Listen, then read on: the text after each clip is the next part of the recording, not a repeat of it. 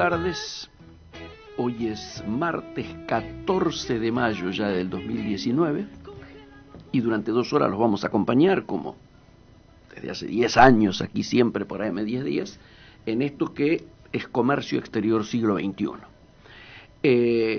Todos saben que nos pueden seguir lógicamente por la propia AM1010, ¿no es cierto?, en su manera tradicional o a través de todas las plataformas en las que AM1010 está. Y a su vez está transmitiéndose a través de mi página, no mi perfil personal, mi página de Facebook, donde vamos a pasar todo el programa, Ingeniero Miguel Ponce. Y ahora, esto, ustedes los que nos están siguiendo por Instagram saben que esta suerte de editorial o de índice, o como querramos decirlo, del programa, índice comentado, lo hacemos vía Instagram. Ya estamos transmitiendo en directo. Quiero a su vez recordar que los que nos siguen, los oyentes, pueden comunicarse con nosotros para hacernos llegar sus sugerencias, sus aportes, sus opiniones, a través del 4372-2841 y 4372-3061, o simplemente dejar mensajes en la línea de mensajes 5256-9640. Queremos dar la bienvenida también, porque a partir de hoy, 2 horas después que termina nuestro programa, es decir, en principio a partir de las 16 horas, este programa va a ser reproducido por FM Esquel, conocida como la radio de la cordillera, que está en el dial 106.m, y que a cargo, ¿no es cierto?, de Miguel Ángel López Ortoño, que a su vez me genera una cosa de mucho revival, porque yo pasé mi infancia en esa zona. Ustedes saben, me llevaron a nacer, mis viejos ya vivían en Trevelin, al sur de Esquel, me llevaron a nacer a Resistencia y volví a los 3 meses, ya estaba nuevamente, lógicamente, en Esquel, en Trevelin. Y bueno, todos los fines de semana viajábamos a Esquel. Mi padre después fue inspector de todas las escuelas de esa región, primero director de la escuela que hoy lleva su nombre, ahí en Trevelin, ¿no es cierto? Y por lo tanto es como si se me genera una situación muy particular esto de saber que estoy hablando desde mi actualidad, desde la actualidad de todos nosotros, y que de alguna manera uno tira una línea con lo que son sus orígenes. Y yo siempre respeto mucho y me siento muy identificado con una frase de un poeta austríaco, Rilke, conocidísimo por supuesto para los que siguen este tipo de cosas, que decía, entre otras cosas, ¿no?, pero uno de sus hallazgos fue decir que la verdadera patria es la patria de la infancia. Y obviamente FM Esquel llega a todo lo que de alguna manera es la patria de mi infancia. Yo viví ahí en esa zona hasta los 10 años. O sea que mis primeros 10 años de vida, infancia plena, lo he pasado allí. Por eso es una gran satisfacción que se sume, diríamos, a nuestro mensaje y reproduzca. Es un honor para nosotros que FM Esquel a partir de hoy comience a reproducir nuestro programa. ¿Qué nos espera después de salir de esta situación de emoción? ¿Qué nos espera para el día de hoy? Bueno, yo lo adelantaba a través de las redes sociales, ustedes ya lo habrán visto, la mayoría trabaja y sigue las redes sociales o recibe a la mañana las noticias que envío cotidianamente sobre comercio exterior, sobre economía, sobre política, ¿no es cierto?, etcétera. Y yo lo adelantaba a través de un tuit hoy muy temprano, hace más de 5 horas, que le ponía como para generar gancho, un hashtag, el cordobazo del gringo lo llamaba, y su impacto, obviamente. Todos sabemos de qué estamos hablando. Después tenemos, esto va a ser el eje central de los minutos que me quedan de charla. Luego tenemos la tradicional columna que damos una vez al mes, ¿no es cierto?, más o menos, o 2 veces al mes en el mejor de los casos, a cargo de Vic Molnar, que lo llamamos Mujeres en Coyuntura, que a su vez tiene un blog muy lindo, que está trabajando mucho y creciendo mucho, que lógicamente ustedes pueden seguir, donde también encuentran todas las columnas aquí. Eso a las 2:30. A las 3 nos va a visitar, si todo anda bien, y por eso poníamos la misión del Fondo Monetario Internacional, Paredón y después, decíamos, recordando el tango, ¿no es cierto? Y lo de Paredón tiene un sentido, ¿no? Y el después es como sigue. Y va a venir el ingeniero, ustedes ya lo conocen, Patricio Castro, un hombre que 30 años debe de haber trabajado en el Fondo Monetario Internacional, sigue muy relacionado, por supuesto que ha estado con la gente de la misión aquí, y de alguna manera vamos a escuchar, por un lado, su mirada en relación a la visita de la misión, que no ha pasado desapercibida. Ustedes habrán visto en todos los diarios de hoy, está el jefe de la misión diciendo que no le tienen miedo a nada ante una pregunta de qué pasaría si hay cambio de color en el gobierno nacional. No se lo preguntan casualmente a cualquier visitante, se lo preguntan al Fondo Monetario, que tiene todas sus fichas apostadas, ¿no es cierto?, en la continuidad de Mauricio Macri. Por lo tanto, vamos a tener un programa movidito. Con Patricio Castro, por supuesto, también queremos hablar todo lo que ha sido su gira, su visita. Nos ha llegado un excelente reportaje que le he hecho ahí La Voz de Galicia, de un periódico donde hay muchos amigos y escriben muchos amigos, pero también sobre la mirada de cómo va a seguir el programa económico de aquí para adelante, qué sabe él en relación a las cosas que ya se han hablado con la misión. Ayer ha habido una reunión con la gente de la CGT, etcétera, etcétera, etcétera. Está pendiente una reunión con la Comisión de Economía de la Unión Cívica Radical, de la Convención, así que hay como muchas cosas. Pero vayamos a lo primero, el cordobazo del gringo. Sin duda, amigos, la noticia más importante en este tiempo, en esta semana, desde el fin de semana, es el cimbronazo electoral que ha ocurrido con el triunfo del gringo Schiaretti. Yo me he cansado de dar reportajes al respecto, no solo porque estuve 3 horas la misma noche esa comentando los resultados y sus implicancias en uno de los canales más vistos que siguieron esa noche de escrutinio y reflexiones al respecto, sino porque, bueno, todos saben que yo soy amigo del gringo, conocido, y que a través de él lo conocí al gallego de la Sota, de quien era más amigo todavía. De hecho, convivimos 40 años visitando todos los factores de poder y las instituciones más importantes de Alemania, allá cuando estaba por retornar la democracia. De hecho, siempre repito, ¿no?, mi último viaje a Córdoba ahora fue para el velorio y el entierro del gallego. Pero esto es lo personal. Con el gringo, en cambio, nos conocimos en una circunstancia muy difícil para mí, que luego fue difícil para él. Nos conocimos allá en la legendaria sede de Luz y Fuerza, la Luz y Fuerza de Tosco. Nos conocimos en el 75, cuando yo andaba medio rajado porque había sido condenado a muerte por la AAA, por presidir el Centro de Estudiantes de Ingeniería de la Línea Recta. Ustedes recuerdan que era un momento en el cual Balbín se había puesto muy duro con el lópezreguismo, ¿no?, y hablaba de los microclimas que rodeaban a la presidenta de entonces, Isabel Martínez. Y bueno, y así como hubo un intento de atentado contra Balbín, bueno, algunos dirigentes estudiantiles, radicales, fuimos condenados a muerte. Y yo me fui a Córdoba y ahí lo conocí, vuelvo a decir, en la sede de Luz y Fuerza, al gringo Schiaretti, que también era dirigente estudiantil, es de por mi misma camada. Él era dirigente estudiantil en la Universidad de Córdoba, ¿cierto? Y bueno, después, esa situación que yo vivía de semifuga y semiclandestinidad, le tocó vivir a él, porque ya en tiempos de la dictadura, lo mío fue por la AAA, lo de él ya fue en tiempos de la dictadura, y bueno, y por eso se tuvo que ir del país, se fue a Brasil a trabajar en Fiat Brasil, ustedes recordarán. Luego nos reencontramos ya profesionalmente, cuando había terminado el gobierno de Alfonsín y yo entro a trabajar en ONUDI, la Organización de Naciones Unidas para el Desarrollo Industrial, y él viene como secretario de Industria en tiempos de Carlos Menem.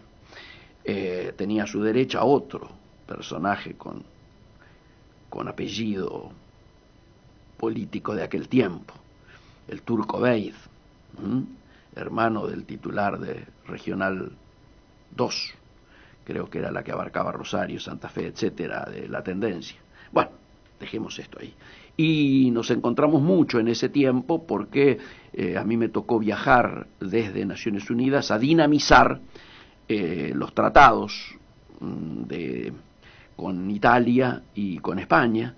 Y bueno, mientras tanto aquí él estaba como secretario, luego nos reencontramos con la discusión de lo que fue el régimen automotriz, ahí donde tuvo tanta, diríamos, protagonismo posterior, Magariños, el actual embajador argentino en Brasil. Así que es todo un mundo, ¿no es cierto?, muy particular. Acuérdense también que el gallego de la Sota fue embajador en Brasil, exitoso por aquel tiempo. Es decir, todo un... Y muchos descubrían, como yo lo dije al aire ese domingo, ¿no es cierto?, este último domingo, descubrían al gringo con un discurso que a muchos lo choqueó, porque prácticamente parecía un programa de gobierno, parecía un discurso de un aspirante a la presidencia de la nación, no de un gobernador recién electo. ¿Y cómo fue reelecto, no? Las implicancias, brevemente, diríamos, en términos de lo que ha ocurrido en Córdoba. Después pasamos ya al gringo y al rol que tiene que jugar Schiaretti de aquí en adelante, o que dicen que va a jugar, o que debiera jugar, o que se espera que juegue.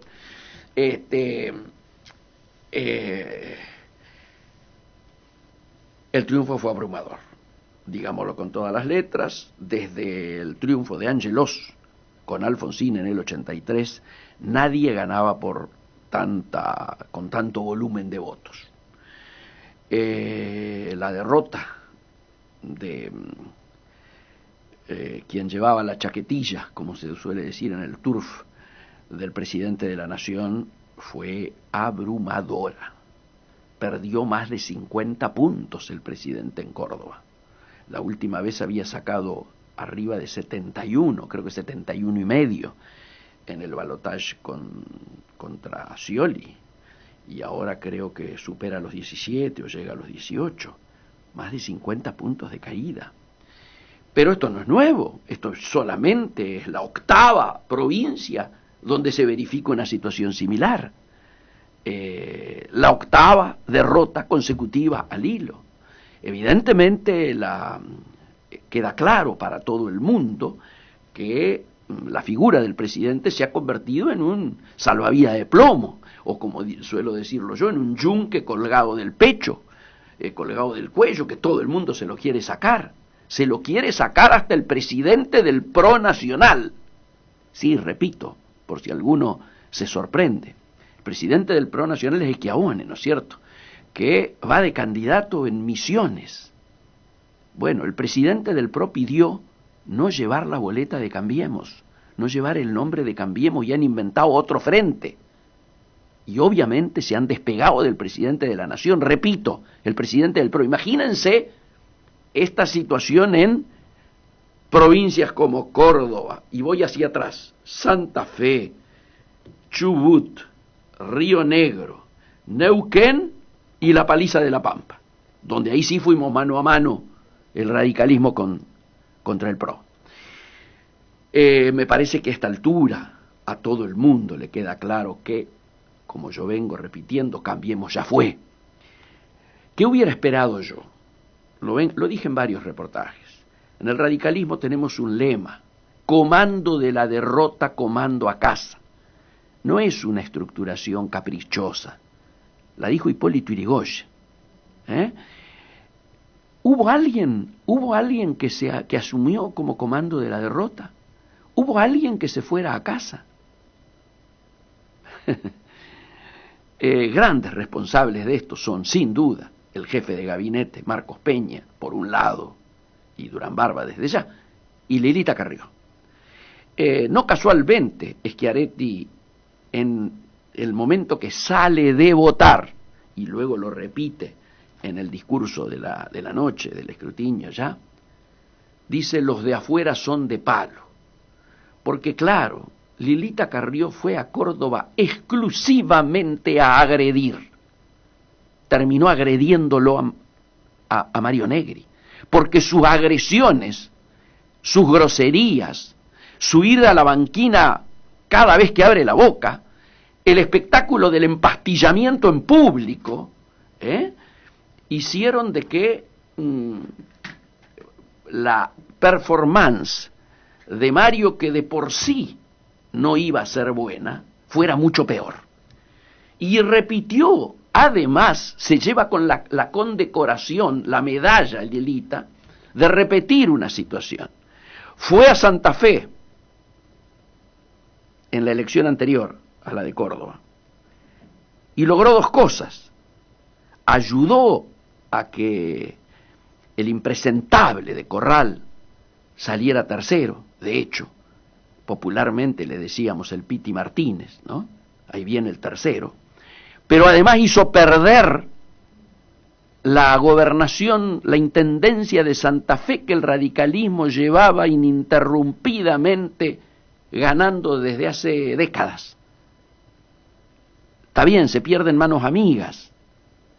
Muchos radicales votaron al nuevo intendente socialista. Y de allí va a Córdoba. ¿Y qué logra en Córdoba? No solo hundirlo a Marito Negri, sino que además a perder la ciudad de Córdoba, que no era manejada por el peronismo desde 1973. ¿Recuerdan ustedes?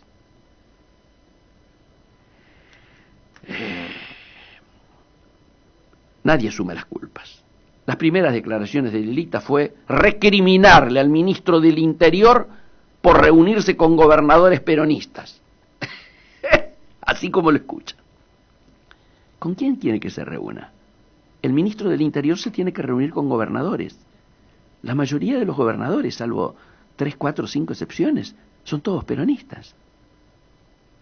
Claramente es un intento de colocar en el afuera, en el otro, la responsabilidad de posiblemente uno de los mayores fracasos de la historia electoral del radicalismo del que se tenga memoria. No vamos a entrar ahora a analizar lo que está diciendo el gobierno, que le echa la culpa a la división, etcétera, como que el problema de la interna radical es la que hizo perder. Parece una canallada. Porque yo quiero decir que este fin de semana, el mismo día que se votaba en Córdoba, el principal diario de Argentina traía en primera plana una noticia que lógicamente iba a indignar a todos los radicales, como me indignó a mí. Leíamos allí que había habido una reunión entre el presidente Vidal, el pelado Rodríguez Larreta, Lilita Carrió y Marquitos Peña. ¿Para qué? Para ver cómo contenían al radicalismo y cómo operaban sobre la convención radical. Entonces a mí me salió poner Lilita Carrió y Marcos Peña con el radicalómetro en mano, tratando de porotear, como se suele decir en el ambiente, la Convención Nacional del Radicalismo, que me toca integrar, donde y en la que debemos resolver ni más ni menos que la política de alianzas. Esto es indignante, que comisarios políticos, que Lilita Carrió, a quien Raúl Alfonsín consideraba de las mayores enemigas del radicalismo, esté hoy opinando sobre cómo operar para que la Unión Cívica Radical se quede en Cambiemos, en un Cambiemos que ya no existe, sería cómico si no fuera trágico. más bien la palabra es patético.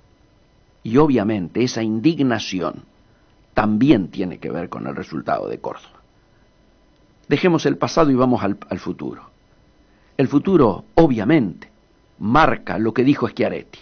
En Córdoba triunfó quienes se oponen a que la grieta continúe. Córdoba derrota a la grieta y marca un camino. Claramente, el triunfo de Córdoba debe ser leído como un triunfo contra el presidente de la Nación y contra Cristina Fernández, que horas antes había presentado su libro, El rol de Schiaretti, muy clarito. Ya salir a hablar con todos los gobernadores. Todos lo han llamado. Lo han llamado en la especulación de que con la característica del triunfo se iba a alargar a la presidencia. Por supuesto que no. El gringo ya lo había dicho.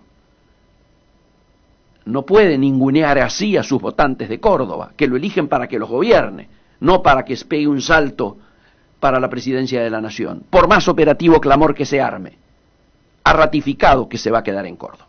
Pero sí puede actuar como un ordenador importante de gobernadores que ya han sido llamados por Alberto Fernández, el nuevo hombre fuerte de Cristina Fernández, para ofrecerles a esos gobernadores pasar a integrar un proyecto competitivo.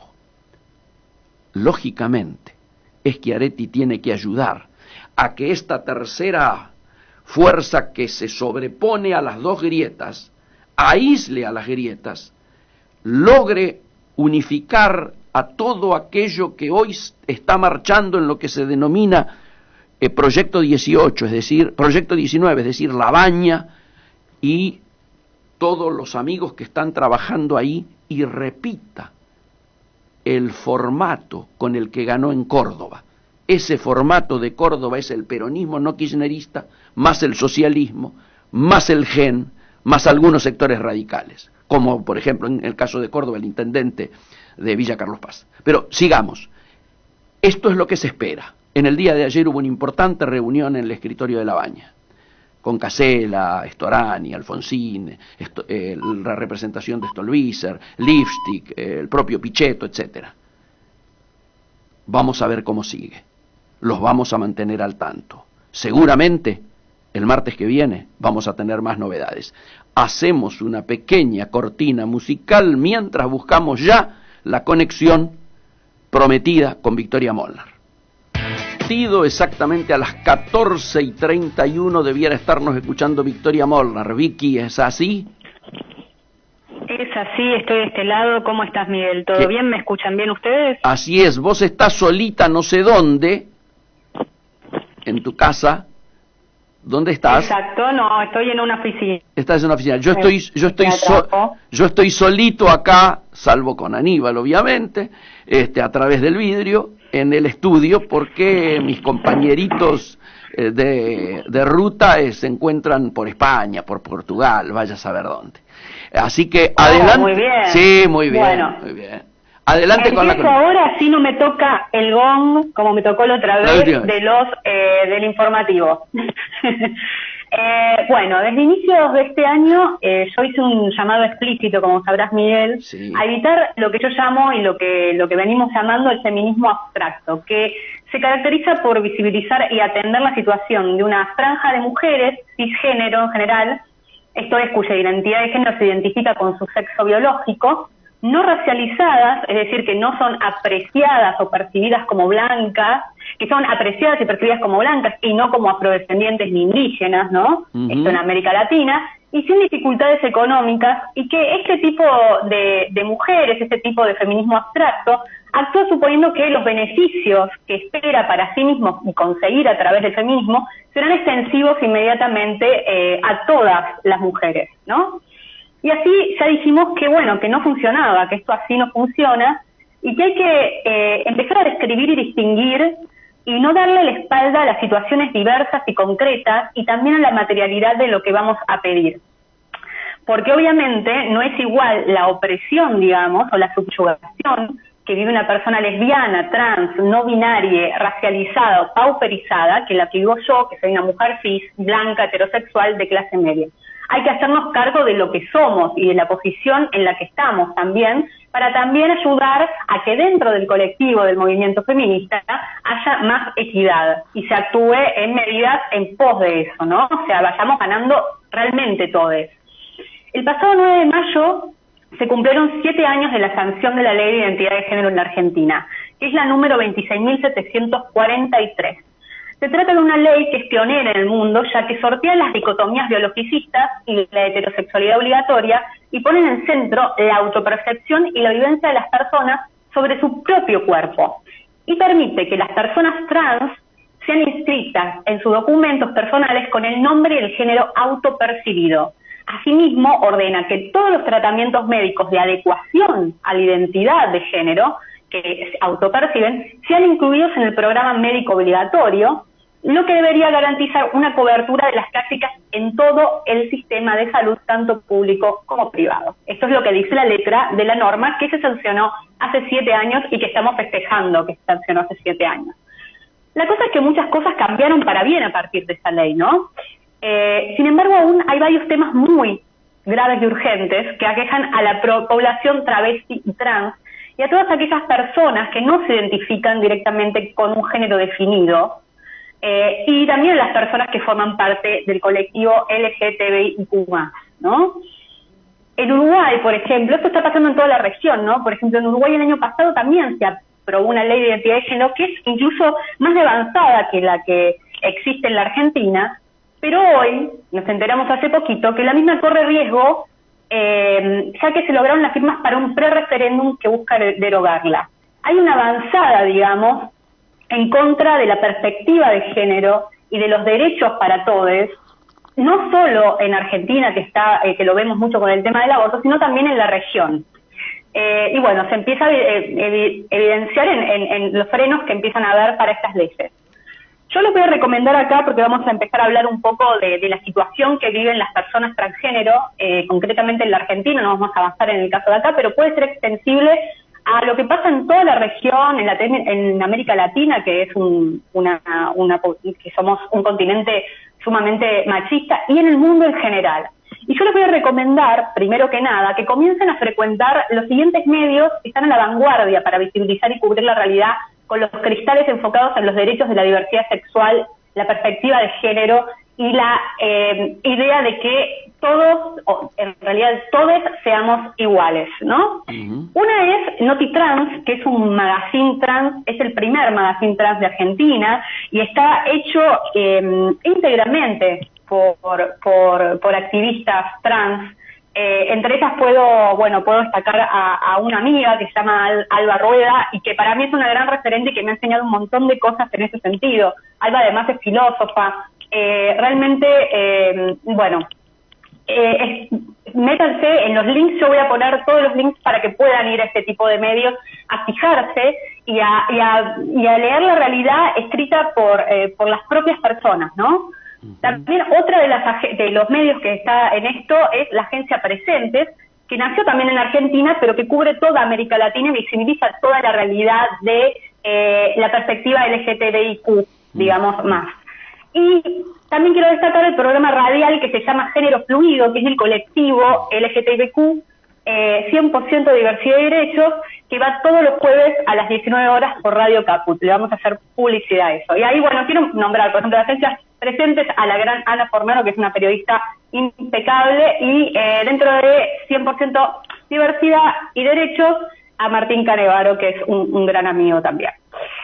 Voy a avanzar. Transgénero, vulnerabilidad y crímenes de odio. Según el informe 2018 del Observatorio Nacional de Crímenes de Odio LGTB, durante el año pasado ocurrieron en Argentina 147 crímenes de odio en donde la orientación sexual, la identidad y o la expresión de género de las víctimas fueron utilizadas como pretexto discriminatorio para la vulneración de derechos y la violencia.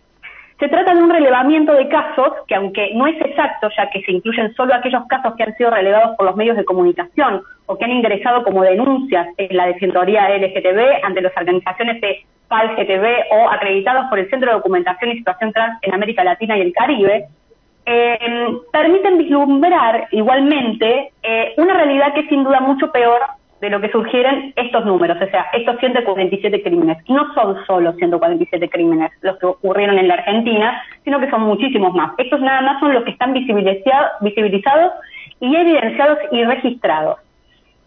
Si bien el informe no realiza estimaciones sobre los casos no registrados, los porcentajes muestran una cosa muy interesante, y es que el 64% de los casos de violencia de este tipo se ejerció sobre mujeres trans, travestis, transexuales y transgénero. Y en segundo lugar, por el 28%, se encuentran la violencia que se ejerció hacia los varones gay cis. En tercer lugar, con el 7% de los casos le siguen las chicas lesbianas, las violencias contra las chicas lesbianas.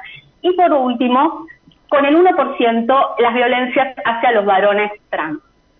Asimismo, sobre el tipo de crímenes de odio registrados en el informe, el 46% de los casos corresponde a lesiones al derecho a la vida. Voy a repetirlo, Sí. El 46% de estos casos corresponde a lesiones al derecho a la vida, o sea, atentan contra la vida de estas personas.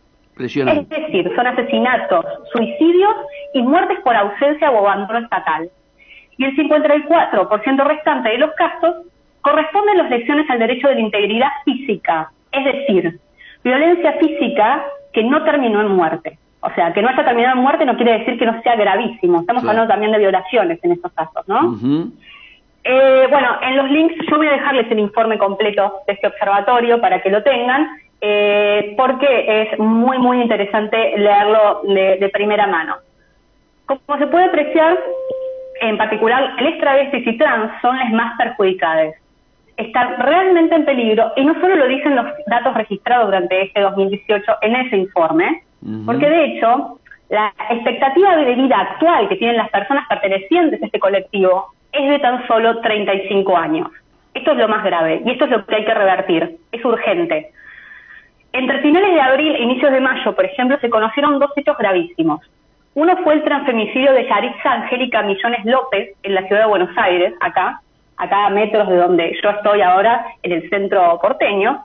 Yaritza era una chica trans, tenía 27 años y había dejado su Perú natal para huir del trans odio vigente en ese país. O sea, la policía la encontró asesinada el 28 de abril pasado en su departamento, luego que sus compañeras denunciaran que hacía unos días que no atendía el teléfono, y la investigación del hecho está actualmente en curso. El otro caso, fue muy mediático también, fue el ataque y violación a un joven varón trans en San Miguel de Tucumán. Lucas Matías Gargiulio es un joven trans de 24 años que denunció que fue atacado, asaltado y violado el pasado 1 de mayo por dos motociclistas cuando volvía a su casa.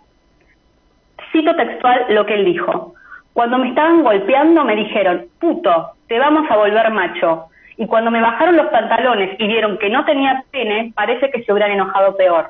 No. Relató él mismo en un video que difundió a través de su cuenta de Facebook, y según detalló la agencia Presentes, en la comisaría de Tucumán no quisieron tomarle la denuncia por la violación a la que lo sometieron los agresores y solo le registraron el robo y los golpes.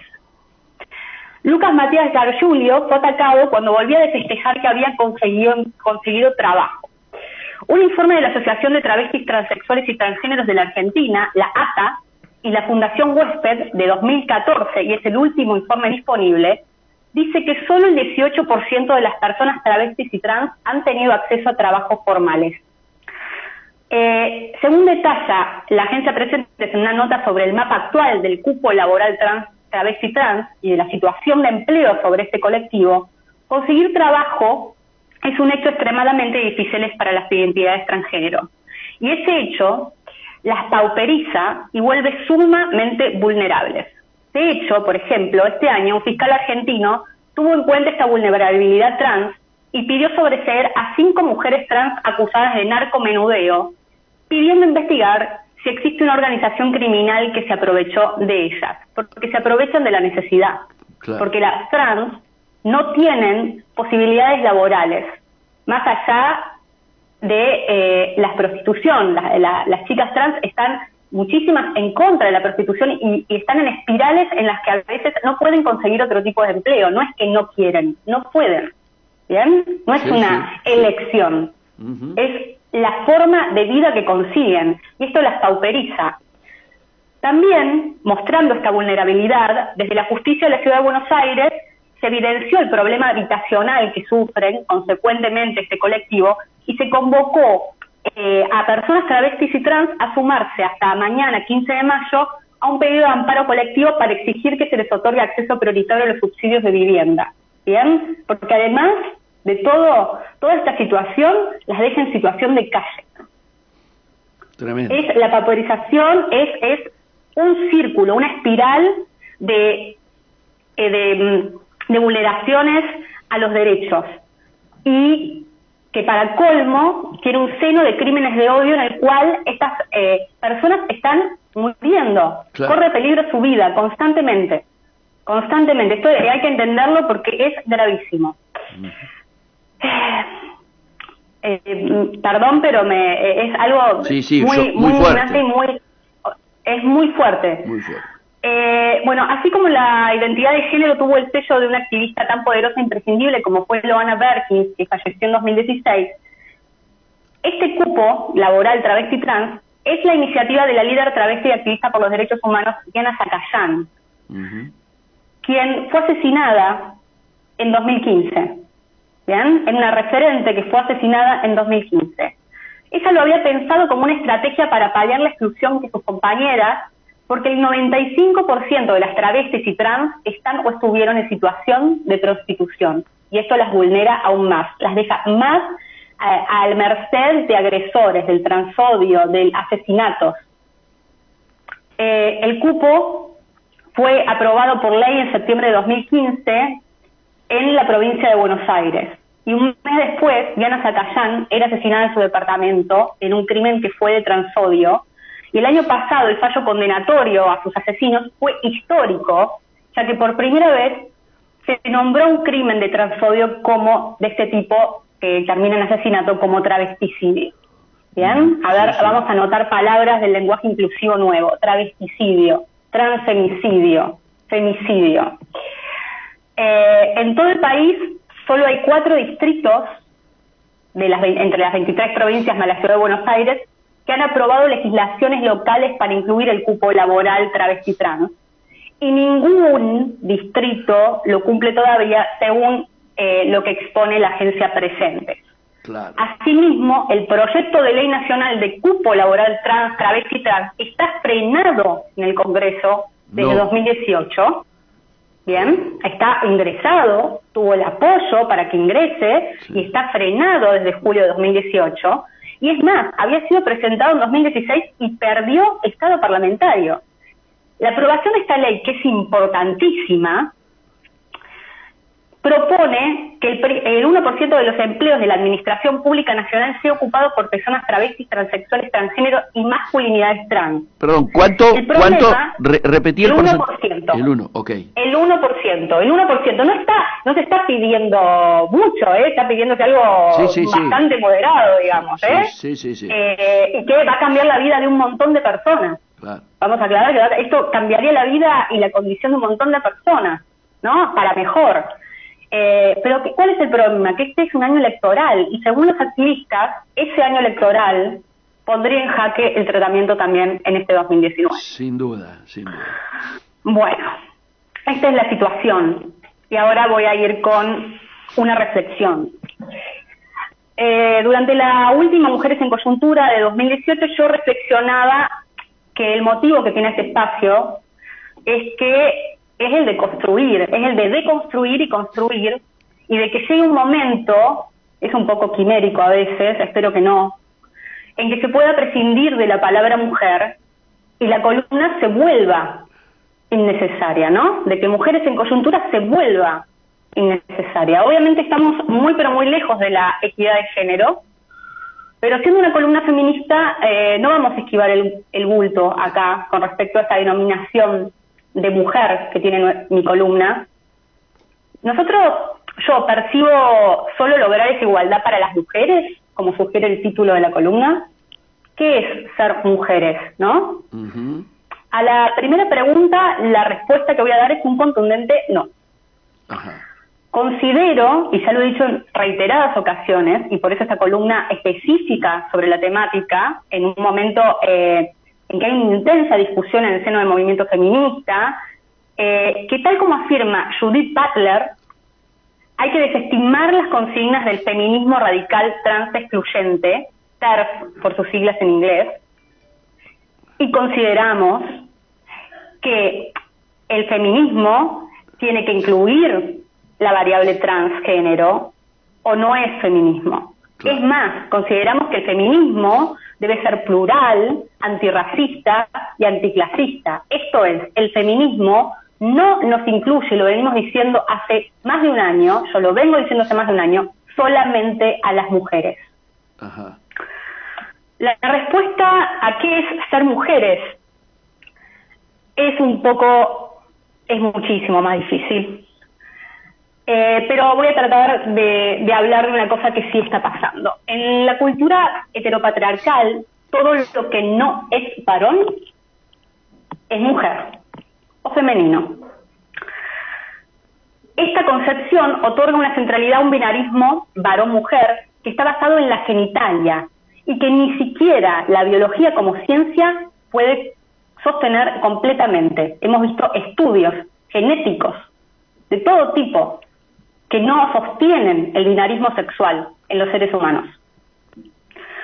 Este discurso se ha vuelto cultura encarnada, la vivimos, la sostenemos y está plagada de estereotipos de género que sirven a la opresión y a la subyugación no solo de las mujeres cis, o sea, aquellas que nos autopercibimos a través de identitariamente, nuestra identidad de género se autopercibe de la misma forma que nuestro sexo biológico, sino también de todas aquellas que se autoperciben y viven su identidad de género y sexualidad de forma diversa a la heteronormatividad cisgénero. Los estereotipos de género nos encorsetan de cara al deseo, de cara a la proyección individual de lo que queremos ser y de su goce. Y en suma, esto implica que nos restringen el desarrollo de nuestros sueños. ¿Bien? Uh-huh. En la actualidad se está visibilizando cada vez más el hecho de que existen personas que no se autoperciben ni como varón ni como mujer, y se habla de género fluido, lo que implica que la autopercepción de género de una persona puede ir cambiando durante su vida. Y en Argentina ya se van sumando DNIs que no especifican sexo ni género. Voy a leer unas palabras que no son mías. No soy totalmente hombre ni totalmente mujer. Yo sé que soy eso y para mí con eso me alcanza. Si hay una necesidad de ponerle un nombre y ese nombre es género fluido, díganme de género fluido. Pero a mí la verdad es que cada vez me interesa un poco menos definirme, porque también en esa definición hay algo del encorsetamiento, dijo Sasa Testa, al ser consultada sobre cómo se autopercibe durante un panel titulado Biología no es destino, cuerpos, subjetividades e identidades, durante el evento Asamblea de Mujeres en el Teatro Nacional Cervantes, en el que obviamente también hubo quejas y cuestionamientos sobre la palabra mujer utilizada para definir el encuentro. Sigo, no vamos a esquivar ese bulto de la palabra mujer. Sasa Testa es una joven docente que escribió el libro Soy Sabrina, soy Santiago, género fluido y nuevas identidades, que se editó en 2018, y en esa charla habló sobre las políticas lingüísticas de visibilización. Y voy a leerle. Aunque contradictoriamente no quiero definirme, vivo en un mundo que está plagado de discursos. Y como dijo Antonio Nebrija en 1492 en Gramática de la Lengua Castellana, la lengua es amiga del imperio, y entonces es muy importante reflexionar sobre qué decimos, cómo decimos y cuándo, porque en todo discurso hay un entramado de poder. Coincidimos. Dado que todo lenguaje es político y que lo que no se nombra no existe, hablamos aquí, en esta columna, desde hace tiempo, sobre que el lenguaje inclusivo puede ser una herramienta de construcción colectiva que nos abra a más posibilidades de ser. Buscamos en este final de columna, reafirmar la capacidad de pluralidad que tienen los feminismos, planteando que para lograrlo es necesario autopercibirnos, definirnos y visibilizarnos no binarias.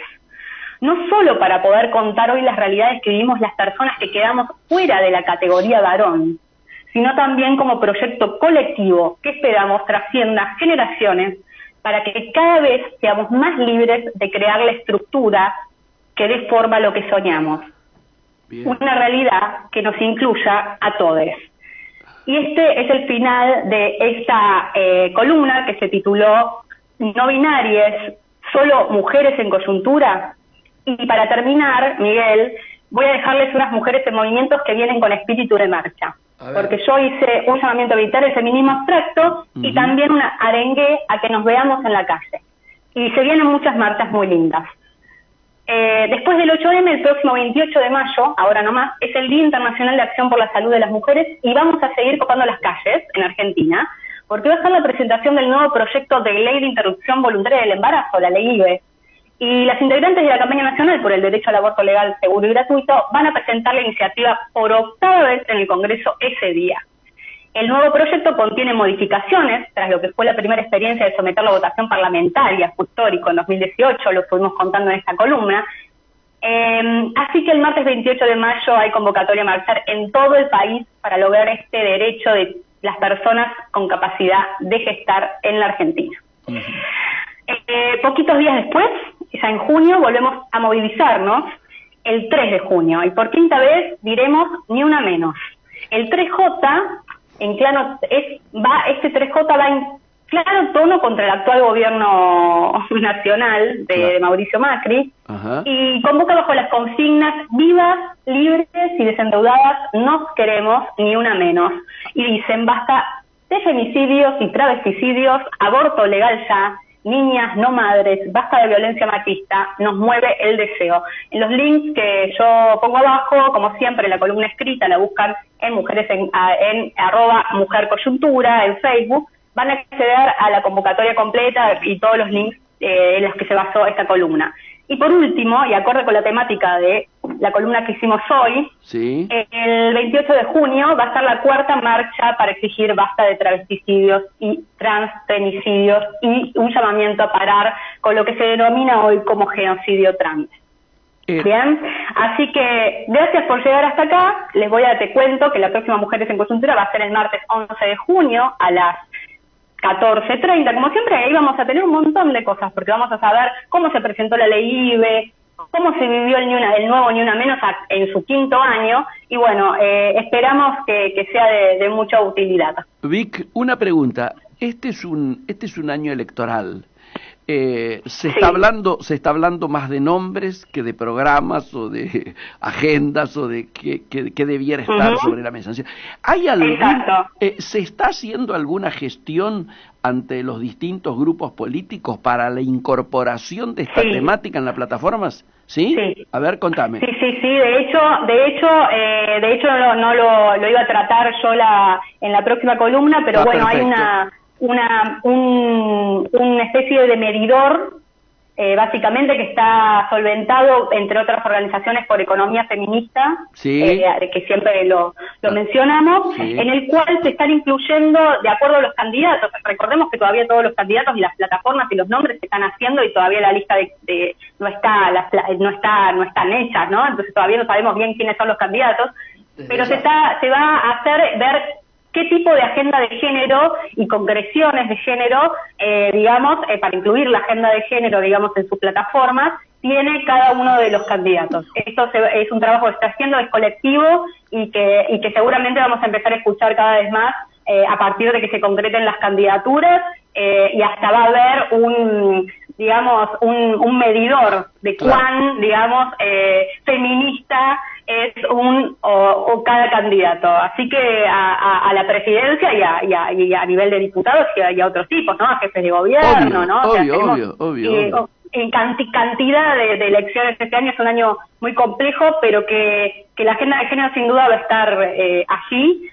Y bueno, seguramente acá en esta columna lo vamos a estar reflejando y esperemos que los candidatos tengan la responsabilidad les candidates tengan la responsabilidad de incluir la agenda de género para lograr la igualdad que nos merecemos en la Argentina, porque sin agenda de género tampoco vamos a salir del momento en el que estamos. No, correctivo. Te digo porque estoy notando una creciente presión dentro de los grupos políticos en relación al empoderamiento de las mujeres, pero mucho, ¿eh?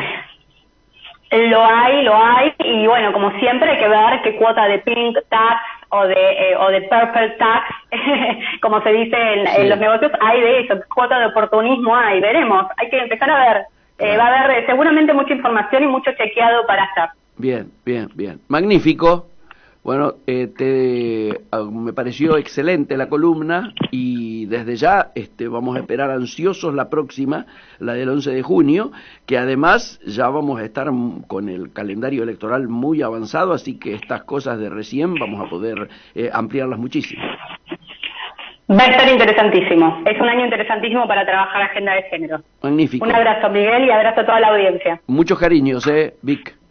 Muy bien, amigos, ustedes le escuchaban directamente a Victoria Molnar, antropóloga, periodista destacada y una investigadora, yo diría, de fuste en estos temas, en los cuales también se está convirtiendo en una referente. Más de uno me pregunta cuando pasan los martes y no ha estado, bueno, ¿cuándo es la próxima fecha, etcétera? Así que por eso es bueno que ella misma adelantara que el próximo 11 de junio la tenemos con su nueva columna. Hacemos ya el intervalo noticioso y publicitario de la radio y retornamos para nuestra segunda hora de Comercio Exterior Siglo XXI. Segunda hora de Comercio Exterior Siglo XXI, hoy 14 de mayo del 2019. Todavía, como cada vez que hay una columna de Vic Molnar y el programa sigue, quedamos a veces como medio sacudidos, ¿no es cierto?, medio movilizados, porque claro, son temas en los cuales, si bien todos estamos tratando de estar al día, como uno no es un especialista ni tiene por qué serlo tampoco, ¿no es cierto? Pero quiero decir, hay muchas cosas que todas las veces nos sorprendemos con alguna que nos sorprende, nos sacude, nos hace reflexionar, nos hace pensar. Bueno, y hoy no fue distinto a eso, tal vez un poco más que otras veces, porque claro, los temas como que se van complicando o profundizando o de alguna manera dándole una vuelta más a temáticas en las cuales uno a veces como que se encuentra sin un contacto cotidiano y por lo tanto no son temas no familiares, por así decirlo. Le damos vuelta a la hoja. Sigan las novedades, volviendo al editorial, los efectos de el cordobazo del gringo, como le digo yo. Y acabo de ver un título que, por supuesto, va a sorprender a más de uno. Título: Cristina se suma a la cumbre del Partido Justicialista que analizará el rearmado electoral. ¡Ting! Ustedes se acuerdan que ella medio como que despreciaba al partido en sus tiempos de presidenta, inclusive tuvo algunos gestos alguien purista diría soeces hacia la dirigencia partidaria, ¿no? De su partido, mejor dicho, de su partido era Unidad Ciudadana, de lo que era el justicialismo.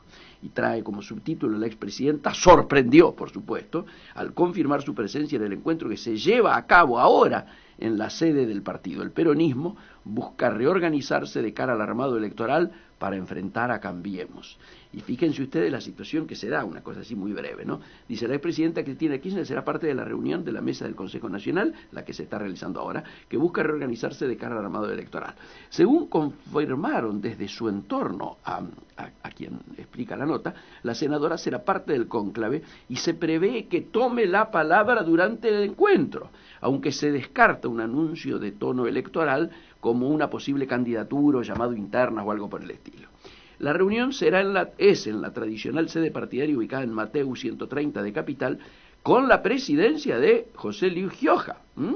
Pero también, y estos son los encuentros que llaman la atención así desde el morbo político, ¿no?, estará el vicepresidente y precandidato presidencial Daniel Scioli, que en la última semana tensó su vínculo con el kirchnerismo porque se entrevistó con ni más ni menos que Juan Manuel Urtubey, uno de los mayores críticos de la expresidenta. Y además recalca su llamativa ausencia en la presentación del libro de Cristina en la Feria del Libro, de lo cual no se dio explicación, o yo por lo menos no la leí, de por qué estuvo ausente Daniel Scioli, el último candidato, obviamente elegido por Cristina, en las elecciones donde resultara perdidoso frente al actual presidente, a Mauricio Macri. Tenemos que decir en términos económicos que ha sido una jornada muy calma, pese a lo que está ocurriendo a nivel internacional. Por eso cuando yo digo lo de la guerra, no es tal guerra. Fíjense los efectos. El dólar bajó 0,50, menos de un punto. El dólar informal se mantuvo igual, el blue. El mayorista también cayó muy poquito y el riesgo país subió unos 3 puntitos, cerró en 9,31. Y aprovechamos que estamos en este tema económico para darle la bienvenida al amigo Patricio Castro, que tal como lo habíamos anunciado en el editorial recién hace un rato, y a través de las redes sociales, y mucha gente llamó a partir de esa publicación, lo esperábamos exactamente para esta hora. Muy buenas tardes, ingeniero Patricio Castro. Buenas tardes. ¿Ha llegado desde España cuándo? ¿O desde Europa cuándo? Desde Europa a América del Sur hace 10 días. 10 días. ¿Y a la Argentina? Y a la Argentina el fin de semana. Fin de semana viniste para votar en Córdoba. No soy cordobés. Arrímate un poquitito. Ahí está. Eso, la silla. No. Cualquiera de los dos podés ponerte. Igual no necesitas, ¿eh? No necesitas porque vamos a hablar entre nosotros. Bien. Bueno. Eso es cuando hay comunicación externa. Pato, si ya estás calmo, si ya estás tranquilo. Bueno, no todavía. Llegué hace poco. Por eso. Qué país con tanta cosa. Pero... Sí, claro. No, me refiero a esto. Tenemos, antes de entrar a hablar de temáticas más amplias, tenemos una coyuntural muy cerca. Está la presencia de la misión del fondo acá. Yo quiero reflexión e información, además de la que ha trascendido en los diarios, si es que hay alguna, en relación a, primero, como siempre, recordarle a la audiencia, algunos lo sabemos, pero es conveniente que lo recuerdes, a qué han venido, qué puede plantearse y qué va a ocurrir después de esta venida. Bien, bueno, recapitulando. Esto es revisión trimestral. Bien. No es una visita sorpresa, sino que está previsto está que dentro del programa. El programa que tiene la Argentina es un programa que requiere revisión trimestral de metas y todo, más allá del seguimiento diario. Obviamente. Para eso está la oficina del fondo acá en Buenos Aires. Sí, esto es. ¿Qué viene después? Después viene informe al directorio ejecutivo, decisión, desembolso. Esta vez 6.000 y chirolas, ¿no? 6.000 y algo, sí. Sí. Bien. Y es el último último desembolso el del último año. Importante. Claro. Ahí queda un remanente. puchito en el próximo desembolso. Y es el último desembolso importante del año, sí. Correcto, que ni más ni menos va a llegar justo previo a las PASO. Sí, está bien, pero bueno, de nuevo, y sin desviarnos de un libreto que personalmente vengo llevando, pero en realidad porque es el libreto que el equipo económico viene llevando. Yo no preveo ningún problema porque la Argentina sigue sobrecumpliendo las metas fiscales a costa de una situación muy complicada en lo macro, en todos los esquemas productivos y demás, cosas con las que seguramente en tu editorial, que no pude escuchar porque estaba en otro lado, pero te debes haber explayado. No tanto. Así que no... Me circunscribí más a lo político, al impacto de lo de Córdoba. Bien. Lo político es otra dimensión, pero en realidad lo político no sería tan notable si no fuera que lo macro está tan mal. Absolutamente. Si lo macro estuviera mejor, entonces no sería tan relevante lo que pasó en Córdoba a la luz de las expectativas reeleccionarias del gobierno y las expectativas políticas alrededor de la alianza electoral Cambiemos. Sí, sí, perfecto. Vuelvo antes para terminar lo del fondo. Entonces, están hoy acá, habrá un dictamen, este dictamen será elevado y gatillará el último desembolso. Sí. Muchos se preguntan, todo este tema de conflicto internacional, ruidos, chisporroteos, en algunos casos con efectos directos, el tema de que se deje de comprar, que China deje de comprar tanta soja a los Estados Unidos en momentos en que los Estados Unidos tienen un sobrestock por los récords de producción y la caída por lo tanto de la soja afecta, y hasta se ha cuantificado en el día de hoy cuánto sería la afectación en ingresos por parte de exportaciones, ¿no es cierto?, de soja, unos 3.000 millones, y esto por lo tanto genera que los números, tanto para este año como para el año que viene, aparezcan con otro grado de compromiso del que veníamos analizando. ¿Se tiene en cuenta en las evaluaciones que va haciendo el fondo este tipo de impactos y sus perspectivas de afectar la capacidad de pago, la situación global en términos internos, la propia macro, pero también la micro? ¿Se tiene en cuenta esto?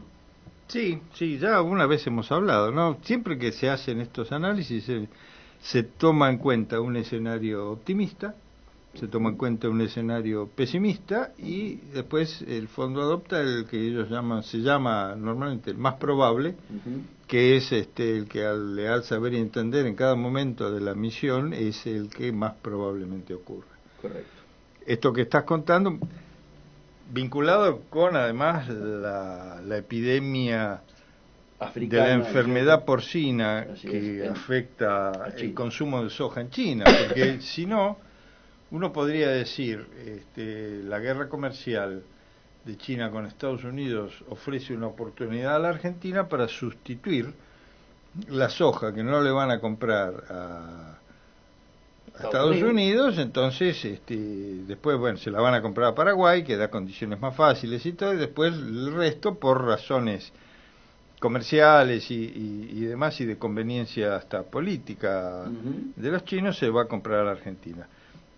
Eso es un escenario al que hay que agregarle lamentablemente esa epidemia porcina que hace que objetivamente la demanda sea menor en China, entonces por supuesto. Van a demandar menos. Así es, menos de lo que podrían. Menos de lo que sería en ese escenario ideal, por ponerlo así. Yo te diría que hace más de una década que la Argentina se alejó de los escenarios ideales donde todas las condiciones del mundo eran viento a favor para la Argentina. Sí, claro. Desde la crisis del 2008, todas las condiciones, todo lo que pasa en el mundo es viento en contra para la Argentina. A esta altura del partido, uno planea para lo peor, no para lo mejor. Y después si viene un respiro, mejor aún, y eso se hace caja. No es lo que siempre ha hecho el gobierno de turno, pero es lo que una buena praxis indicaría. Correctísimo, correcto. Salimos del tema fondo, lo único que me interesa señalar es esta declaración del jefe del fondo, del jefe de la misión, que ha sido la que más repercusión política hizo, cuando ayer, saliendo de la reunión, creo, con la CGT, se le pregunta sobre los temores del cambio, de la posibilidad de un cambio de administración en la Argentina, nombrándose directamente a la expresidenta, y muy suelto de cuerpo, y me pareció políticamente muy correcto decir, el fondo no le teme a nadie. Y esto, bueno, por un lado marca una fortaleza o una bravuconada, y por otro lado manda un mensaje: tenemos que arreglar y hablar con cualquiera que sea el que esté administrando, lógicamente, más si está bajo un stand-by como el que lógicamente va a llevar varios años. Sí, eso es el ABC. Sí, no, es de libro. No hay nada novedoso. Tampoco preveo, no veo ninguna turbulencia posible en la evaluación y en el desembolso, porque en este momento, entre el sobrecumplimiento de las metas fiscales y la adecuación de la política monetaria que se ha flexibilizado, las variables están razonablemente contenidas, así que yo personalmente no veo ningún escollo para que salga como se preveía y que el desembolso tenga lugar como estaba previsto. Correcto. Vamos a un temita en el que el otro día lo tocamos informalmente, pero ahora tenemos que tocarlo formalmente porque el que lo ha traído a la superficie más de una vez no solo he sido yo, sino el potencial candidato o el protocandidato Roberto Labaña. Labaña está diciendo en los reportajes donde se toca la temática coyuntural, la temática del gobierno actual y el que vendría, y se toca la temática económica y de endeudamiento, ha reiterado, no una vez, yo diría que cada vez que le ponen un micrófono adelante no pierde oportunidad de, entre comillas, solicitarle al gobierno nacional, al presidente de manera directa, aprovechando que no muchas veces se da un feeling tan importante como el que se da entre Macri y Trump, y habiendo visto en lo efectivo la influencia de Trump sobre las decisiones más importantes que ha tomado el fondo últimamente en relación a Argentina, digo, desde el monto determinado hasta los cambios en la regla de juego hace 2 fines de semana o 3 fines de semana, sí, y la eficiencia que ha tenido Trump en lograr esto, Labaña aprovecha, reitera y vuelve a repetir que estaría bueno aprovechar ese vínculo para que el presidente le solicitase o lograse que Trump le pida al fondo que nos dé más tiempo, nos alargue plazos, nos genere una situación de un horizonte más tranquilizador para el próximo gobierno. Tu opinión. Políticamente me parece una jugada muy hábil del protocandidato Labaña. En la práctica es algo que no se puede pedir. El gobierno, esto implicaría que el presidente hiciera un reconocimiento anticipado de un fracaso en el controlar las variables macroeconómicas. Eso no va a ocurrir. Perdón, yo te interrumpo acá. No estamos hablando que el presidente hace o que el protocandidato hace un análisis de que las variables no se van a poder cumplir. Hay una lectura que hasta parece cuantificada en lo que es el riesgo país, que el riesgo país está en niveles a partir de 700, 800, 900, 1000, no altera, son todos números casi de default. De reconocer, no de default de ahora, de reconocer que el año que viene o que a partir del año que viene las dificultades para poder cumplimentar las obligaciones ya pautadas son más que evidentes. Sería a partir de 2021. ¿No? El año que viene no hay grandes no hay grandes cosas. Correcto. Sería a partir del 2021. O sea, el próximo gobierno. Bueno, el próximo sí. Claro. El próximo gobierno, el primer año del próximo gobierno es el 2020, que se supone que está cubierto. De nuevo, esto funciona, pero funciona, en realidad son estas cosas que no se piden hasta que no hace falta. Es como ir a la guardia antes de que te dé el ataque, porque, digo, está bien, tenés que cuidarte, tenés que hacer la dieta, no exageres, pero... a la guardia y a terapia intensiva vas cuando te está dando el infarto. Estoy de acuerdo. Así funciona la lógica del fondo. Claro. Yo te diría, no importa quién esté en el gobierno. No importa quién esté en el gobierno, si se demuestra en el momento en que sea necesario, que sería, yo diría, en la revisión de mayo-junio del año que viene. Así es. Cuando vas a empezar a mirar cómo vienen todas las cosas, cómo viene el nuevo programa, cómo viene el nuevo gobierno, cómo viene su programa económico. El nuevo gobierno va a estar entrando va a haber cumplido sus 100 días, que es un hito, va a estar entrando en su primer semestre, va a tener ya una perspectiva macroeconómica de cómo viene la cosa, sin citar términos desafortunados, pero va a estar preparándose para el segundo semestre del primer año de gobierno. Ojalá que con mejor suerte. Digamos que con un poco más de contacto con la realidad macroeconómica. Este no es un tema de suerte. Por supuesto, por supuesto. Miguel, no. Pero aquí la suerte es... hay que ayudarla. Hay que ayudarla. La suerte es un factor exógeno que ese que te dije se terminó con la crisis de 2008 para la Argentina. La Argentina tuvo suerte. Entre 2001 y 2008, con el viento de cola fabuloso, las sojas 600 y pico. Mira el valor de ahora. Se acabó. Sí, sí. Pero cuando se haga esa revisión, el que sea que esté en el gobierno y el que sea lo debiera pedir. Ministro de Economía, lo va a pedir, claro, y eso se va a considerar. Pero con una diferencia.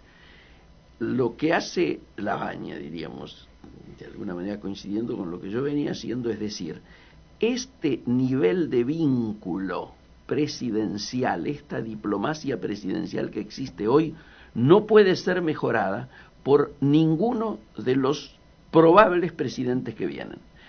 Digo, si ganara Macri, obviamente sería todo igual, pero si ganara Labaña, o ganara Cristina, o ganara cualquier otro, ninguno alcanzaría el nivel de feeling, llamémosle así, que se tiene con Trump. Por eso el pedido, el planteo de ya... Sí, yo lo entiendo, y entiendo la lógica, pero... Y además porque volvemos a lo que vos decís... Es extemporáneo. Es extemporáneo. Bien. No va a funcionar, porque aunque lo haga, sí, tampoco va a funcionar. Eso es lo que me interesa escuchar. Supongamos que lo hiciera, que lo llame, y entonces, ¿qué es lo que puede hacer el presidente Trump en ese momento? Decir, me llamó mi amigo Macri, y reitero, estamos absolutamente interesados en que el programa argentino vaya bien. Sea un éxito, correcto. Si hay que alargar los plazos, alarguen los plazos. Entonces, en el fondo le van a decir, desde luego que sí, señor presidente, se va a hacer todo lo que sea necesario, en el momento en que sea necesario. ¿Y vos te crees que de aquí a un año esa palabra tiene algún Trump, valor? no, es que él se va a acordar de esa llamada, si no se la reiteran. No es que tenga valor o no tenga valor, va a tener el valor que tenga. Pero las cosas funcionan así.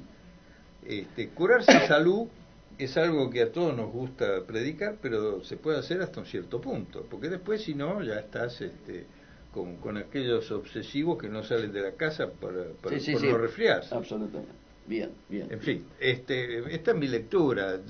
Sería bárbaro, pero no, ni siquiera sería bárbaro, porque sería además también una admisión de impotencia frente a la situación que no creo que el presidente esté dispuesto a hacer con su amigo Trump.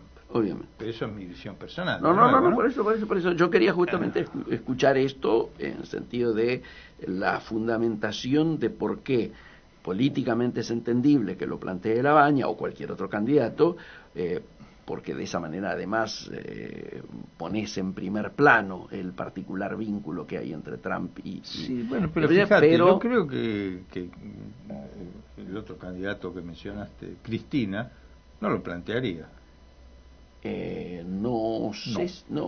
Bueno, de hecho ya fue Kicillof allá para decir no tenemos ninguna vocación de defoltear, a tranquilizar situaciones, muy distinto a aquel Yabarabuconada, primero está la deuda interna y después veremos qué pasa, ¿no? ¿Te acordás? Sí, pero todo eso está bien. Estamos en un año electoral. Estamos en un año electoral y vale el teorema Baglini. Sí, señor. Vayamos entonces más a las cosas, a las cuestiones que sí pueden pasar.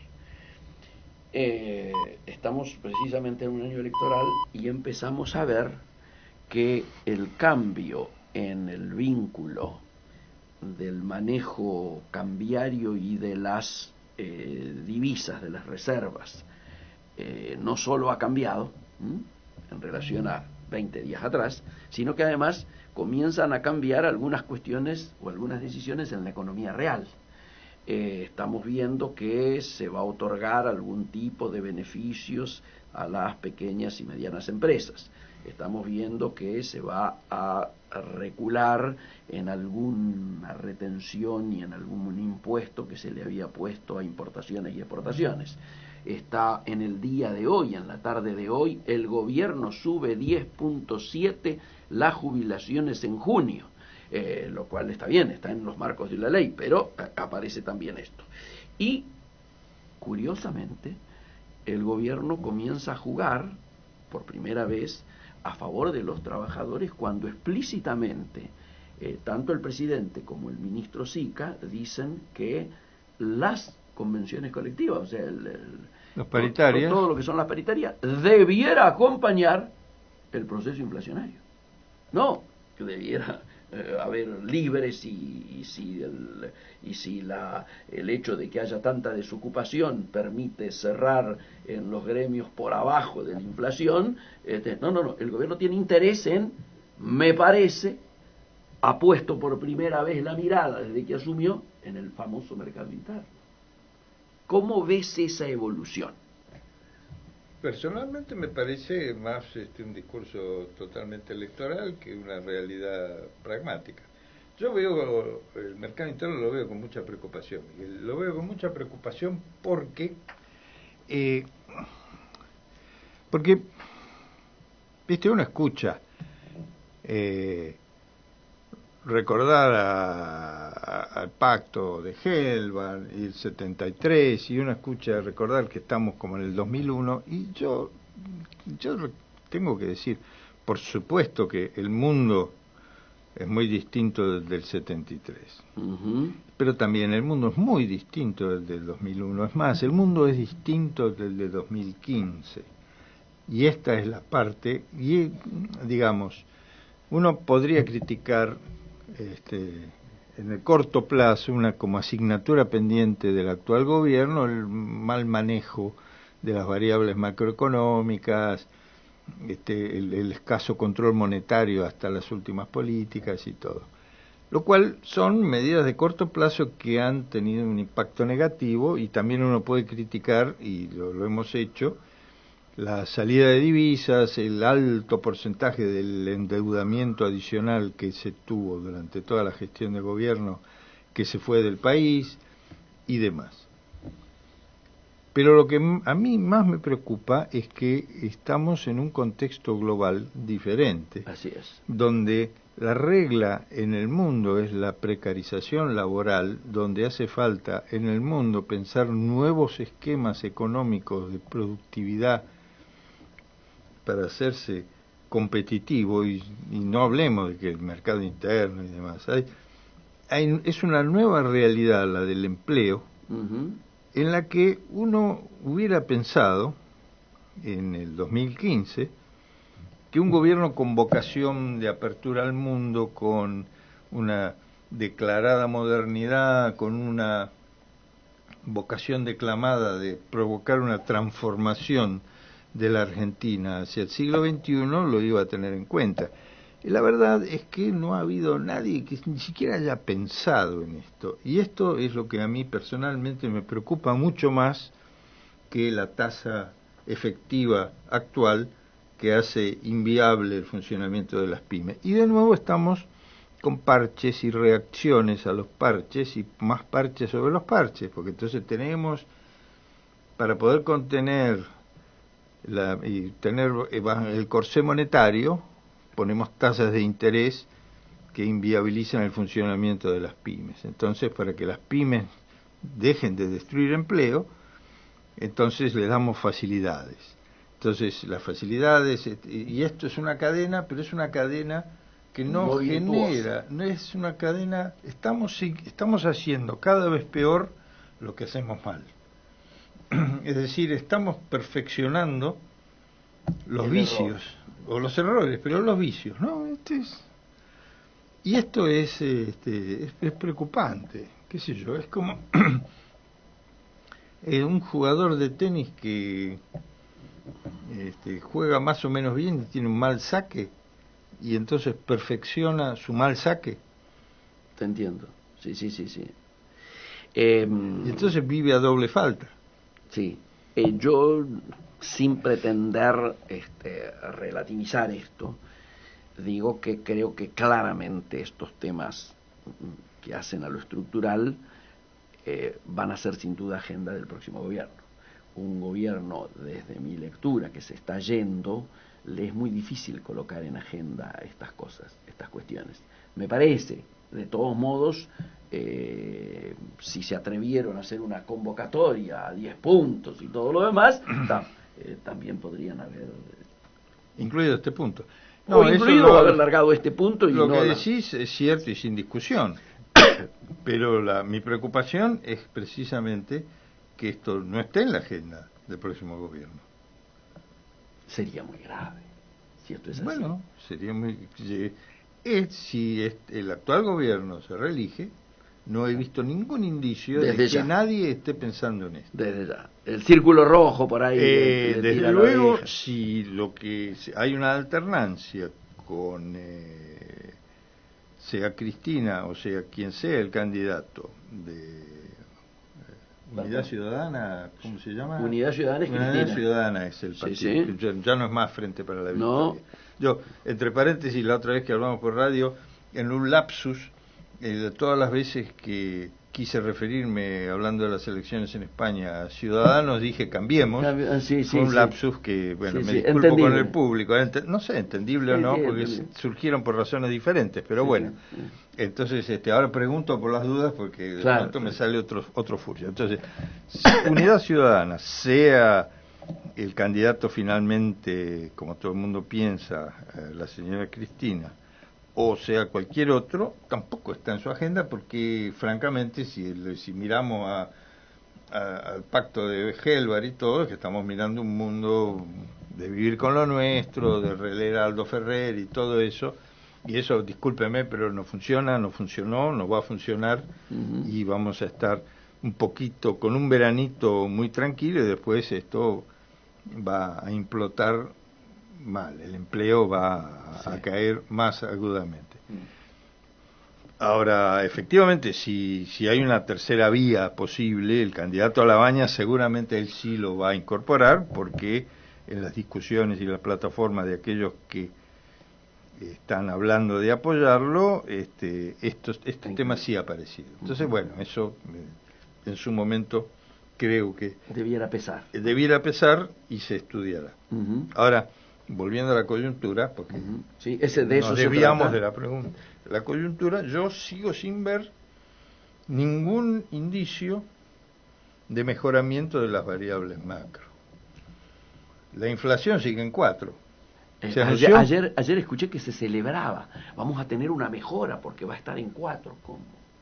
Bueno, 4 en vez de 4,7. Sí, claro, cambió la tendencia. Sí, plop. Claro. ¿Sí? Plop, diría Condorito, con nuestros de hermanos chilenos. Estamos hablando de 4. Bueno, por eso, la inflación mal. Pero más grave que eso, la caída del 12% de consumo en los supermercados pequeños. Tremendo. Te da una medida clarísima del tremendo ajuste que está sufriendo la clase media baja. Sin discusión. ¿No? Sin discusión. Todos los que vamos al supermercado en el barrio, el super chino, lo vemos. ¿viste? El super chino de tu manzana. Lo vemos. Muy notorio. Y entonces, la baja a segundas líneas. Yo me acaban de publicar un reportaje, me hizo una publicación técnica de surtidores, donde yo digo que, entre otras cuestiones, hay cambios culturales cotidianos que se dan. La cantidad de gente que ha pasado de premium a super es notable. Y lo reconocen los propios estacioneros de servicio, digamos, ¿no? Bueno, sí, ¿viste? En realidad la mayor parte de los vehículos no se benefician mayormente con eso de la diferencia entre premium y super. Por supuesto que no, vos te estás arriesgando a tener menos pique, por ejemplo, en ruta. Pero nada más, regulás un poco la puesta a punto. De hecho, todos los autos están computarizados, entonces se dan cuenta que los canajes son un poco más bajos y no te pasa nada, no hay ningún daño permanente. Pero quiero decir, el cambio marca como una si lo hay, por ejemplo, en los diésel modernos, si pones el diésel barato lleno de azufre, porque ese sí te liquida el motor en 10.000 kilómetros. Claro, correcto. Pero bueno, estos son como lujos, está bien, es como decir que prescindimos de la cena mensual que la teníamos cena con mensual algún grupo de amigos. En Puerto Madero, porque Sí. esos son lujos, lo que estamos hablando es algo mucho más básico, ¿no? Claro. Ha caído el 12% del consumo total en supermercados, según dicen, 7% la caída en alimentos, 15% en productos de limpieza. Sí. El producto de limpieza, insecticidas, todas estas son cosas que hacen a la calidad de vida. Tienen su correlato, hacen a la calidad de vida, la morosidad en los consorcios de propiedad horizontal, en barrios, en barrios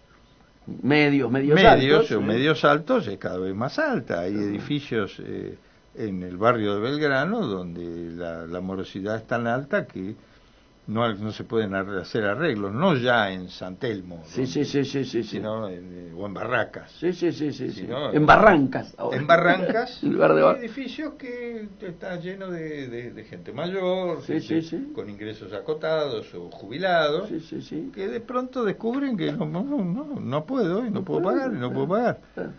Y esto es una realidad. Entonces, para todo esto, todavía no hemos... Primero, mi visión es que no se tocó fondo. Así es. Segundo punto, de hecho, las medidas paliativas que mencionaste antes son, como muchas otras cosas, poco, tarde y mal. Más allá de que sean electoralistas. Bueno, poco, tarde y mal. Uno puede decir todo es electoralista. Inaugurar el viaducto del Mitre es electoralista, finalmente.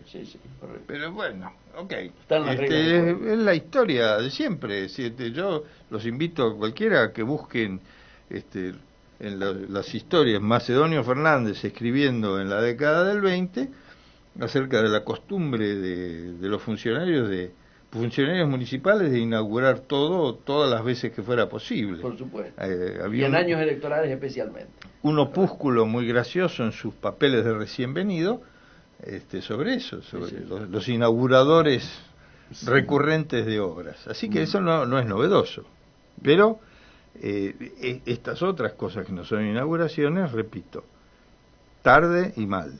Y mal a veces como implementación hecha a las apuradas, con mala praxis, sin contar, no sé, las cosas que tienen que implementar la FIP requieren de cambios en sistemas que no son tan evidentes y que no son fáciles de hacer y que se montan sobre otro, entonces generan de pronto problemas en cadena, porque tocar una cosa para implementar una facilidad de pago resulta que te hace caer la lógica de todo el sistema de facilidades de pago. Y estas cosas no son triviales y hacerlas así fuera de todo planeamiento previo agrega complejidad a algo que de por sí es muy complejo. Correcto, ¿no? Y se nota esto que vos decís de manera generalizada, diríamos el despropósito con el que han manejado la llevada de tasa de estadística del 0,5 al 0,25 y ahora las contramarchas en función del peso de los pero ¿cómo al lobbies, 0,25? No. Pero al 2,5. Al 2,5. Pero ojalá me quedé al 2,5. 500%, ¿no es cierto? Tenés una medida fiscalista, 100% hecha sin pensar en la economía real y sin conocer las consecuencias de la medida y sin discusión interna ninguna. Absolutamente. Esto es lo que no puede pasar en ningún gobierno que se precie de operativo y funcional, y mucho menos en un gobierno que está en una clave electoral. Absolutamente. Esto es como cuando uno se pregunta ¿en qué estaban pensando? Absolutamente. Pero además hacen mal la macana de ida y retroceden peor, porque la manera en que están retrocediendo es producto de los lobbies que primero lo dicen públicamente, va a ocurrir tal cosa con los insumos del agro, esto, ahora que podríamos aprovechar para la exportación de soja, resulta que nos ponen esto, entonces ahora retrocede y ya aparecería en 48 horas una nueva resolución eximiendo, ¿no es cierto?, a la soja de esto, o particularmente el régimen de importación temporaria para la industria, ¿no es cierto? Claro, eso es tremendo. Pero además ese no es del 0,5 al 2,5, ese era del 0. Ese estaba encima eximido. Es un disparate absoluto, un disparate producto de alguien que no me entiende cómo funciona un sistema productivo de un país y que solamente está mirando su cuentita de la caja. Lo cual está bien, sí, claro. Para el subdirector nacional de presupuesto que tiene que mirar esa línea, está bien que diga, acá, ¿dónde puedo manotear? ¿Dónde puedo? Ahí está. Pero hay que, digámoslo así también para que no, para que quede más claro, aquí no hay ninguna animosidad personal ni nada, y este gobierno no tiene de ninguna manera el monopolio de las metidas de pata, por supuesto, de este calibre, y además tiene un mérito que el gobierno anterior no tenía, que es regular. Nos equivocamos, bueno, vamos para atrás. Sí, entonces reculamos en chancleta. Lo que no se hizo con la 125. Lo que no se hizo con la 125. Correcto. En general, el gobierno anterior tenía la costumbre también riesgosa de redoblar la apuesta. 2,5 no, 4. Así es, hubieran reaccionado así, sí. Es verdad. O la extendemos a todo, y no temporaria, por toda la vida y 10 años más. Sí. Pero fuera de eso, claro, uno se preocupa porque una y otra vez ves estas medidas, estas decisiones fragmentarias, que tienen incidencia en el tejido productivo, que ya no resiste más. Y entonces te preguntás, bueno, pero ¿quién está pensando en esto realmente? Sí. Supongamos que para el 2020 en adelante hay un equipo, y yo creo que no lo hay, pero supongamos que lo hay, en alguno de los espacios que están think tanks que están tratando de conglomerarse alrededor, o a la sombra, o como lo quieras llamar, del protocandidato a la baña. Hay gente que está pensando en esto y que tiene un librito con las medidas, y tiene el borrador de la norma, supongámoslo. Lo cierto es que las otras dos variantes, las otras dos opciones que son las más posibles, ni lo tienen, y mi preocupación, ¿lo tendrán? No.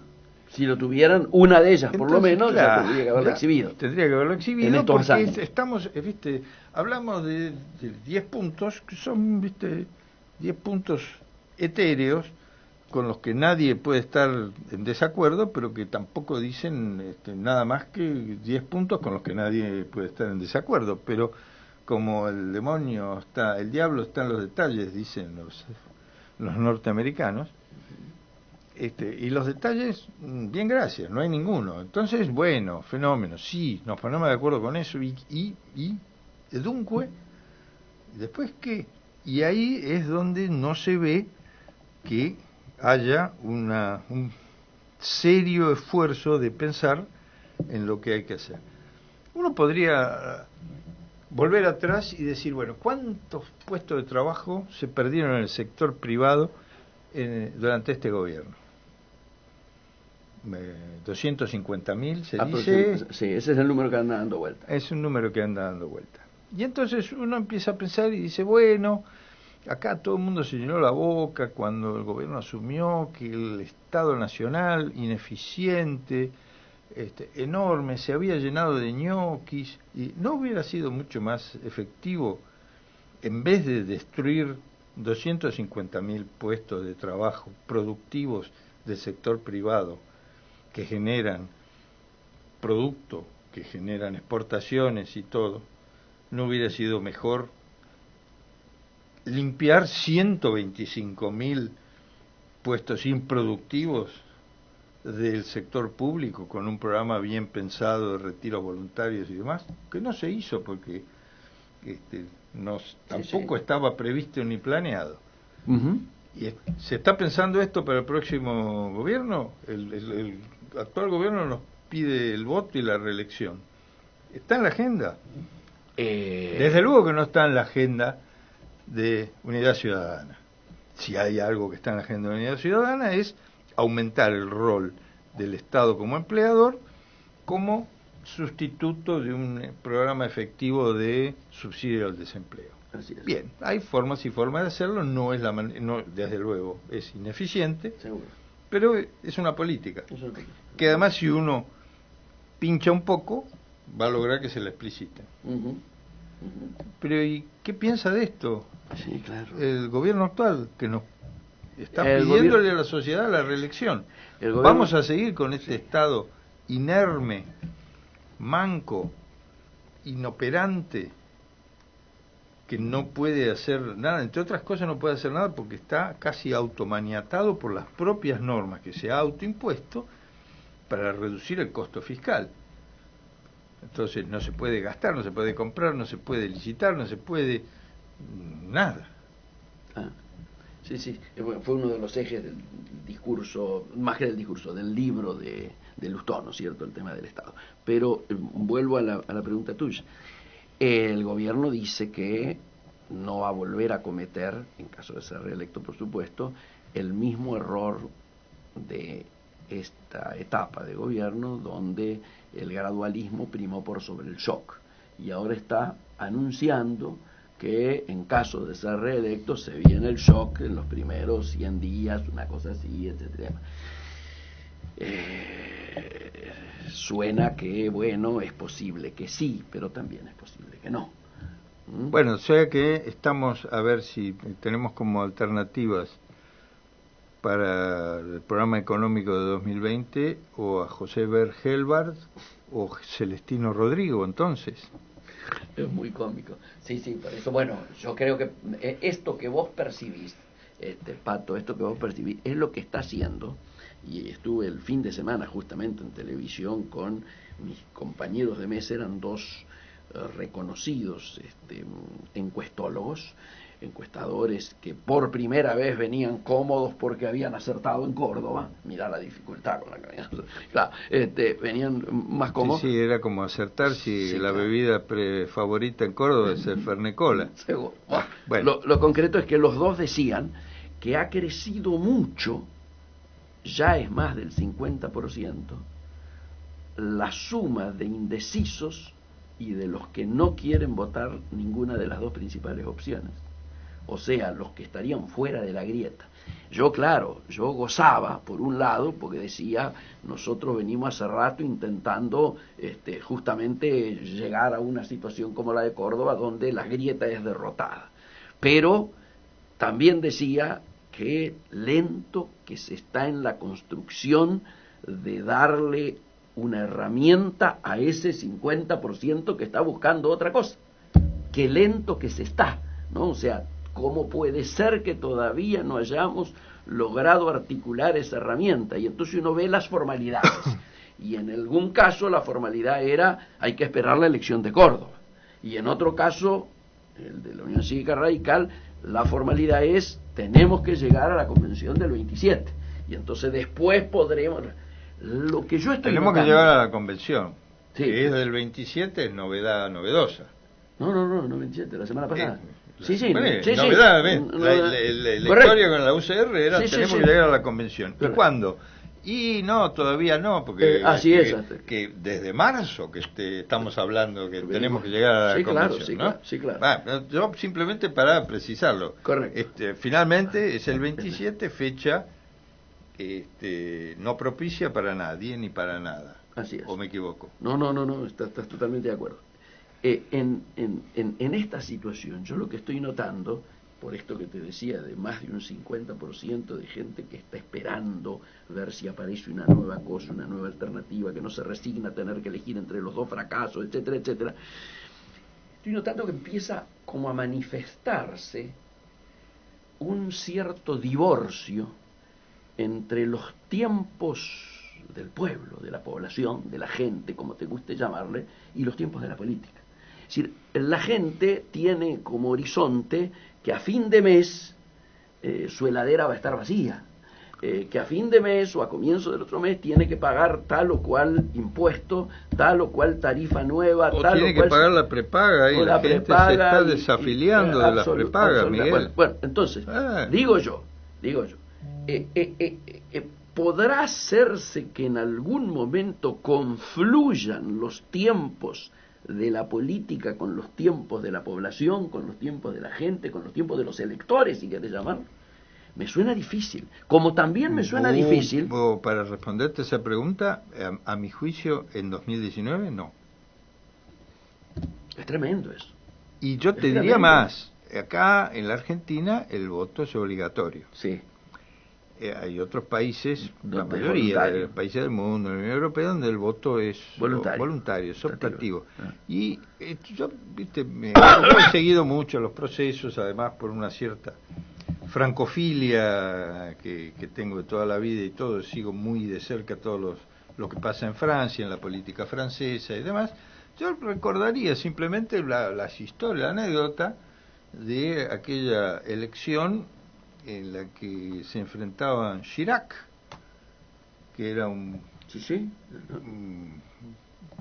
hombre de la derecha que venía... Un hombre de la derecha, pero a quien exitoso yo sin en la ville de ofender París. a nadie, califiqué varias veces de bufón pomposo. Bufón pomposo, no te lo había escuchado. Sí. Después tengo elementos para eso, pero bueno, un pomposo muy inflado, muy además muy versado, con una prosa grandilocuente y llena de florilegios, y en la práctica bastante poco efectivo, y además la historia después demostró con sus historietas como alcalde de París bastante corrupto. Así es. Y el otro... Pero llegó a la presidencia desde la alcaldía de París. Llegó a la presidencia desde la alcaldía de París y bueno, lo hizo más o menos. Pero fue esta elección, y esta elección se enfrentaba Chirac con Le Pen. No Marine Le Pen. El padre. El padre, que no estaba filtrado ni tridestilado, sino era el genuino Le Pen, fascista recalcitrante, si querés ponerlo así. Y la participación fue bajísima en la primera vuelta, bajísima, la más baja de la historia en Francia, creo recordar, pero no lo afirmo, pero estaría casi seguro. ¿Y qué pasó? Pasó que se llevaron un susto monumental, porque el socialismo quedó, que además fue fragmentado, quedó lejísimo y quedó como segunda fuerza para un balotaje Le Pen. Y entonces hubo una participación masiva de gente que, como muchos amigos que tengo allí me decían, apretándose la nariz, fueron a votar a Chirac, que sacó el 62% contra Le Pen. El tema era la derecha no pasará, ese era el lema. Del fascismo no pasará, porque decir que Chirac no era de derecha, bueno, en fin.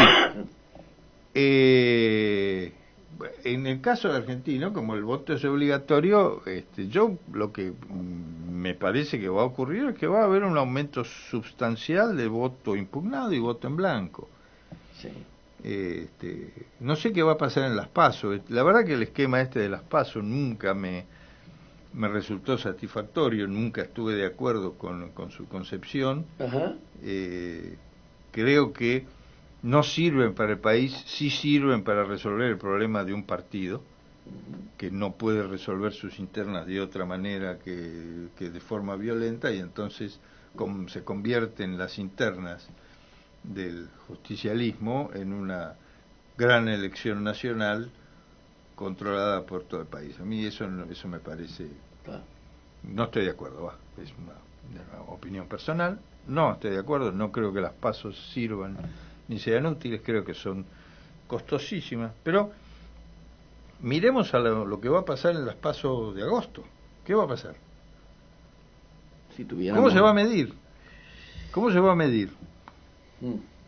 Porque nos están diciendo que Cambiemos no va a tener paso, porque el candidato es único, es natural, y parece que puede ser que esté bien, que la lógica indiscutible sea esa. Entonces, ¿qué incentivo va a haber en esas pasos para que la gente vote por el actual presidente? Lo que ocurre es que va a haber boletas de él. lo que ocurre es esto. Acordate que PASO significa primarias abiertas, simultáneas y obligatorias. obligatorias. El obligatorio es el que va a definir. Sí, pero es lo mismo. Pero sí, y además recordamos, ¿no?, como algún ministro del Interior que le tocaba supervisar eso y que no sabía lo que sí querían decir PASO. Así es, es verdad, por eso convenía. Nos vamos a estar reuniendo. Bueno, se nos fue otra vez la tarde, ¿ves? Seguramente nos vamos a estar reuniendo antes de las PASO, nuevamente acá. Y sí, mientras tanto, le agradecemos al ingeniero Patricio Castro que haya podido molestarse viniendo aquí a este estudio. Nos estamos viendo, amigos, próximo martes que viene, a las 14 horas, como siempre, por Radio Onda Latina M1010. Chao.